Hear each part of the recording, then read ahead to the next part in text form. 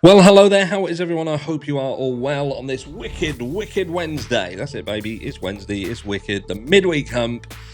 And we all love a midweek hump. Anyway, I hope you are all having a fantastic week. You're looking absolutely amazing, so I'm guessing that you are. Now, I will be doing the house tour video on this channel, but for those of you who literally can't wait, head over to the other channel, the Harsh Family in Newton, have a look at the house tour there. So, like I say, it will be coming on here. I just have to wait for some little bits and pieces for it.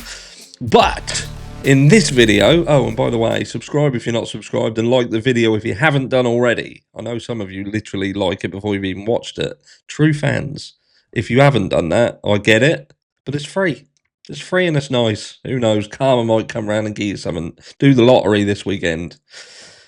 In this video, we're talking about, I suppose you could say, gaslighters. Because what I've kind of concluded is that I am absolutely sick and tired of people who will go after people who are willing to give Bryan Kohberger the benefit of the doubt.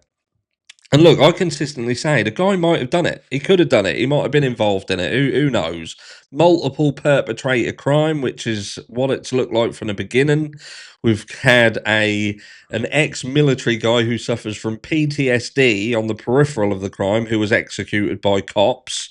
You've got Bryan Kohberger, who is a criminology student who specialises in cloud-based forensics, who we're got to believe just up sticks one night and fucked off from Washington over to Moscow, Idaho, and did this crime.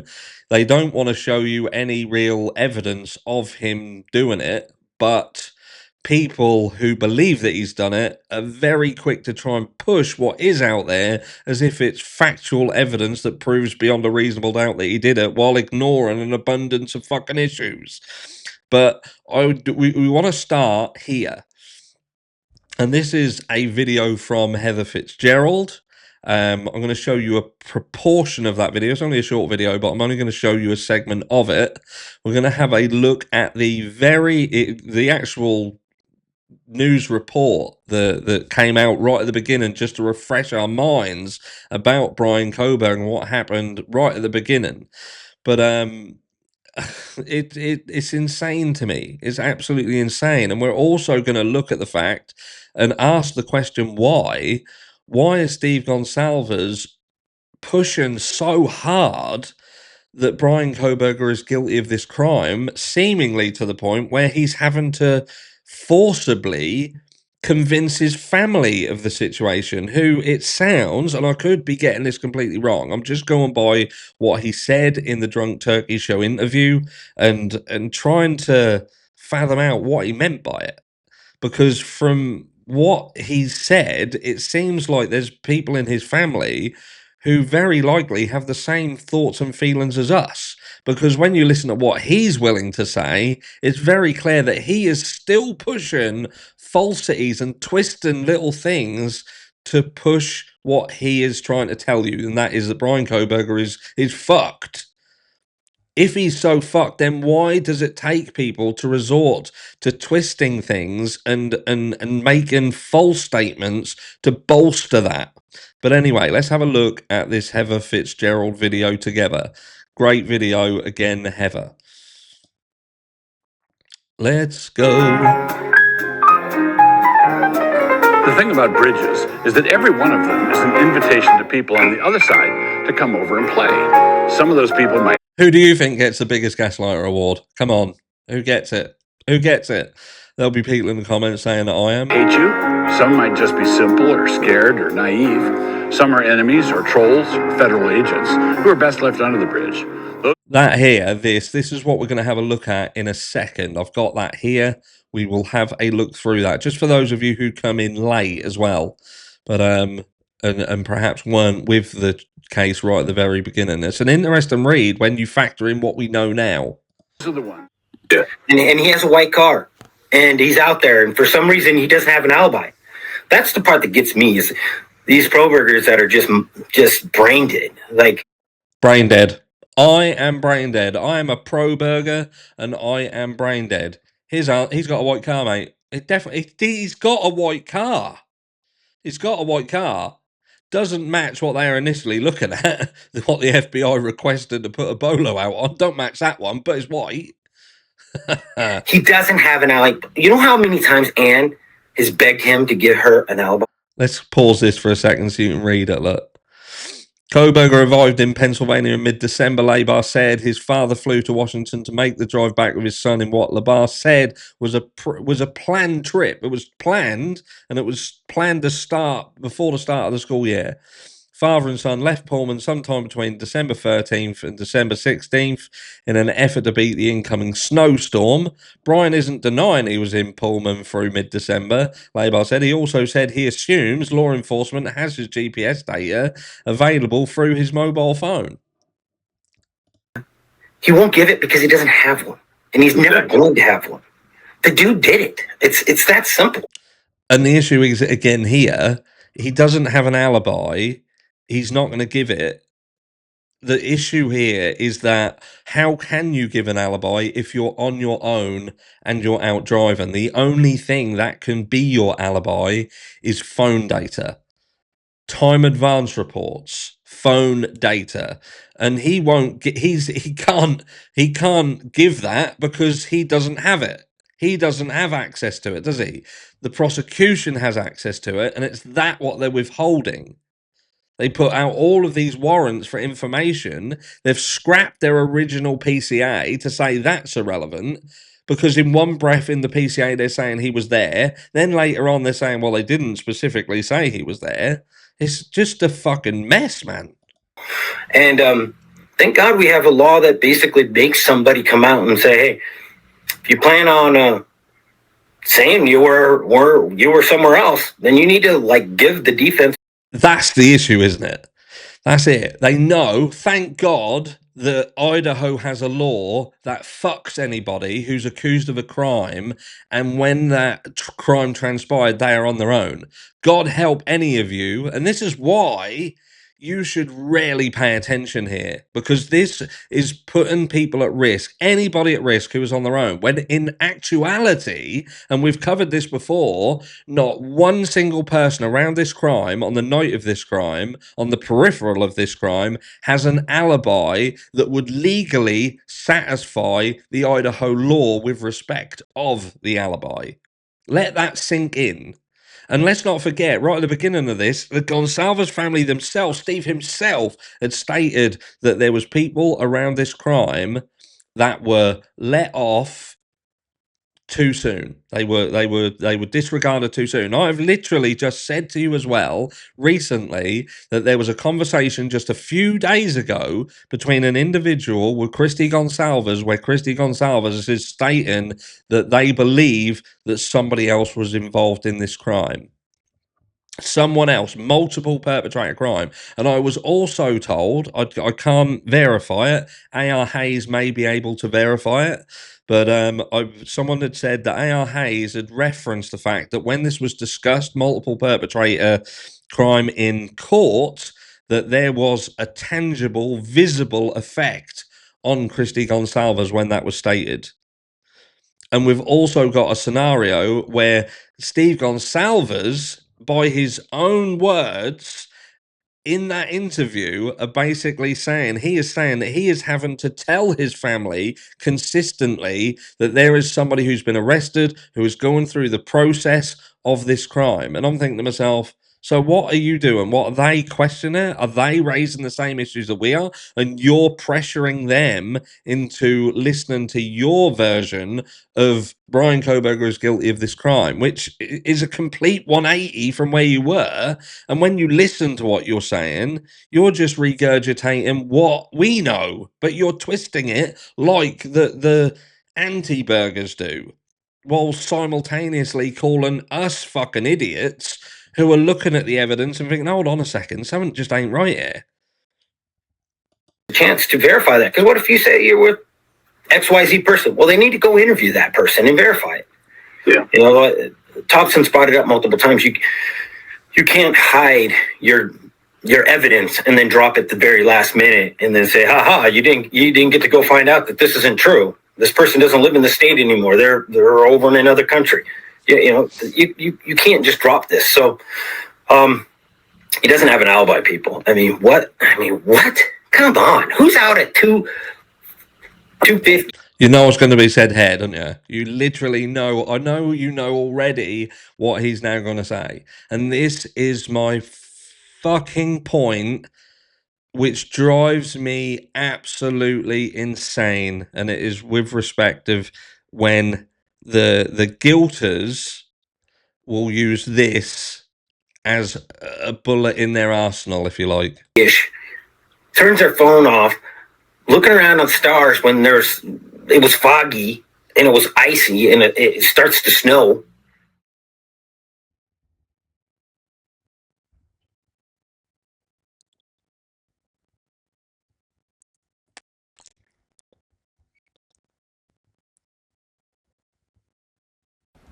Yeah. I mean, come on. I mean, and then, yeah, they know exactly all about that park. We've talked to the person that worked at that park.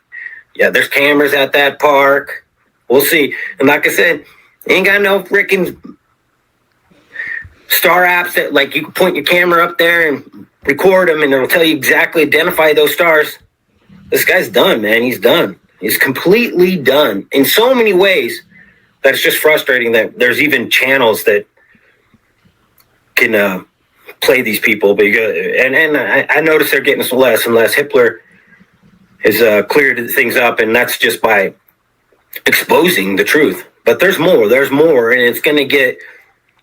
But I thought when these Kohberger delusional, self-identifying, that's what really gets down to me is I think some people identify as a Kohberger. And like I say, if you want to watch the rest of that video, go and watch that. It's a brilliant video, again, by Heather.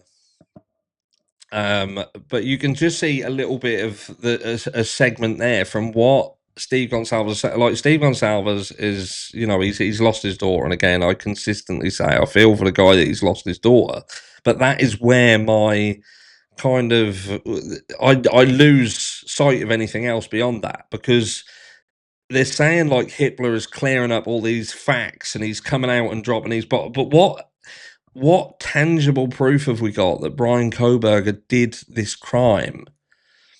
What I genuinely don't get it. I don't understand.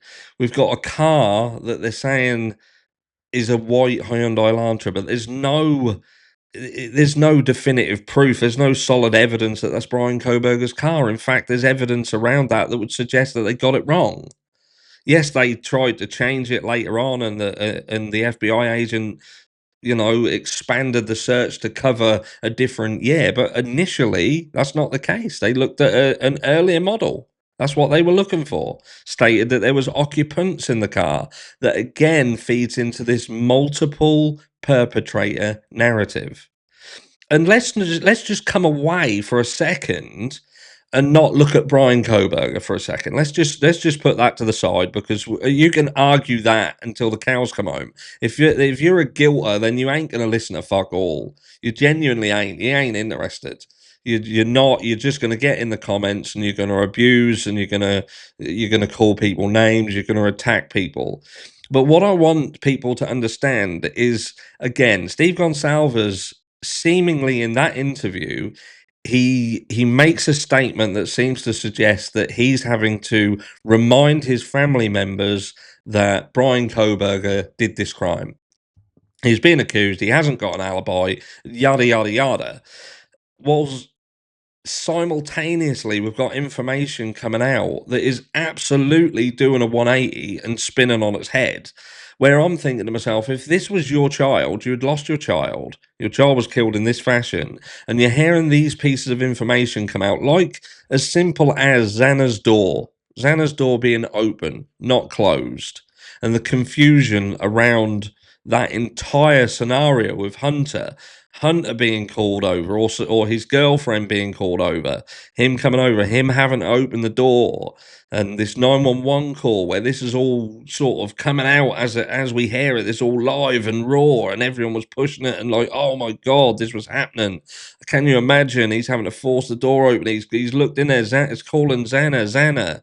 And, you know, she's not waking up, and they think that, and then you find out that the fucking door's open. Not only that, but Dylan Mortensen has walked past and seen a mate laying on the floor, seemingly just minutes after that she's seen a guy with a mask in the house on, and you think to yourself, why is nobody questioning that? Even if you believe Bryan Kohberger did this crime and you believe that it was his car, that this Amazon purchase history, which I can't get my head round, but like people are like, well, he bought this thing on Amazon and then he deleted, or he searched on the crime and then he deleted it. This guy, Bryan Kohberger, is a fucking doctorate student, PhD student. He specialized in cloud-based forensics, and you're supposed to tell us that he thought that he would do all of this searching, all of this purchasing, and then just delete his cookies, delete his internet history, and that would be enough. Are you genuinely thinking that this guy was that stupid? That stupid. I don't know. You've got, for Bryan Kohberger to have done this crime, there are so many things that you have to consider, and that is again around utter stupidity along every single facet of this crime. So it's not just like making one mistake. Like people will say, oh, he got out of hand and he dropped the knife sheath at the property. But it's not just that, is it? It's the purchasing of it. So he's supposedly purchased this knife and sheath off Amazon, off an account that he was connected to. He then takes his phone to this crime, when later on in this, like if we look at this article here, which is what Heather did touch on, but like, let's just say, right at the beginning, look, Bryan Kohberger, the man charged with murdering 4 University of Idaho students, initially waived his right to counsel and agreed to speak with law enforcement following his arrest. But then he requested an attorney, according to the public defender representing him in Pennsylvania. So I'm thinking to myself, he's at this point, he said, "Yeah, I'll speak to you. I don't need any help." And I can imagine how that conversation went. Where was you on the night of this crime? I was on my own. Well, that's not fucking good enough, mate. You're telling us you was on your own. Where was you? I was just driving around.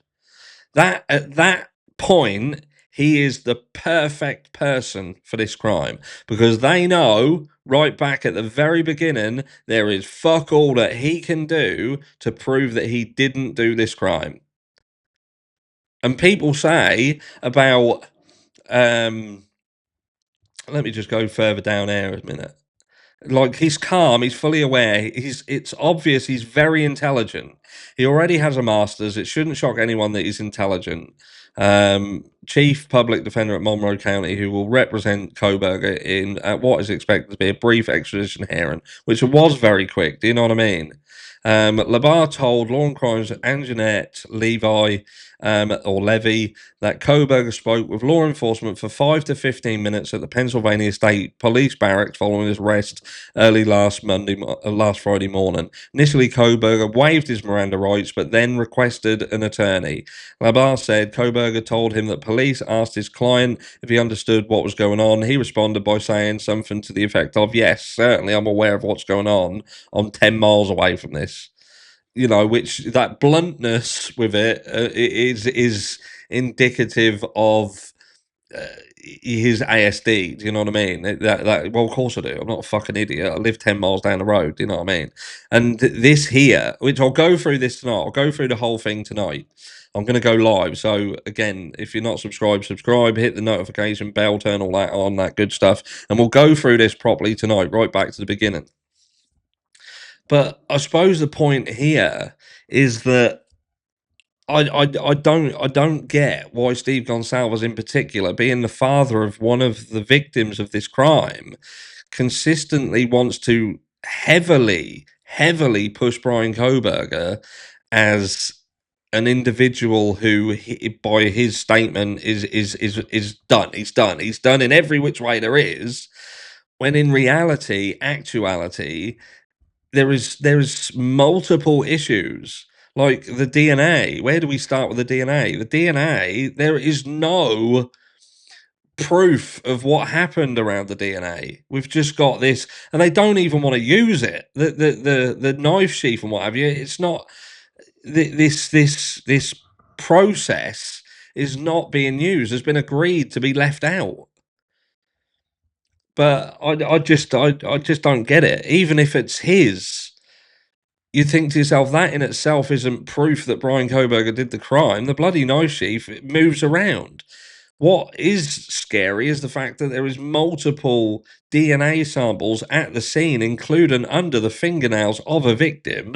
And then the rebuttal to that is, well, that's nothing to do with it because Madison Mogan couldn't have fought back. So that weren't included in that. You've got a glove outside the property. You've got blood on a railing inside the property as well. And you're thinking to yourself, multiple DNA that hasn't gone down the road. But Bryan Kohberger's DNA, apparently they pulled out every stop they physically could. And again, I can't say this enough, and I have to keep repeating it. Even Riley Nolan states that the FBI at no point stated that DNA on that knife sheath was Bryan Kohberger's. There is no paperwork. There's nothing to support the work that was done, seemingly that suggests that whatever they did weren't truly above board, and maybe that's the point. But then we go to the phone issue, the phone data issue. Again, FBI have the ability to obtain things through the back door, if you like. That seems to be the case here, but yet they won't give the defense the phone data. Why are you not giving the phone data? It just supports the theory that they won't give it because it supports Bryan Kohberger being away from the property. Because at this point in time, there's nothing that places him physically there at the time of the crime. We have a knife sheath with questions around it. We have a car with questions around it. And we've got other indicators that there is something much, much more odd happening around this crime. Doors open that we were told was shut. All sorts of things, a possible cleanup in the property. Why are people so willing to ignore all of those things, but then when they talk about Bryan Kohberger, they're willing to make a joke about his simple things like the alibi and make scary references to the fact that Bryan Kohberger doesn't have an alibi in respect of the law. What the law dictates an alibi must be in Idaho, Bryan Kohberger cannot satisfy that. And I think that's the point here. That's the point. It just he cannot satisfy the alibi situation. And I reckon that was determined within 5 to 15 minutes of him having a discussion with law enforcement, and the rest is history. Let me know what you think. And again, I'll catch you all later live, 10:45 p.m. UK time, which I believe is 5:45 p.m. Eastern. Be there or be square. Mwah.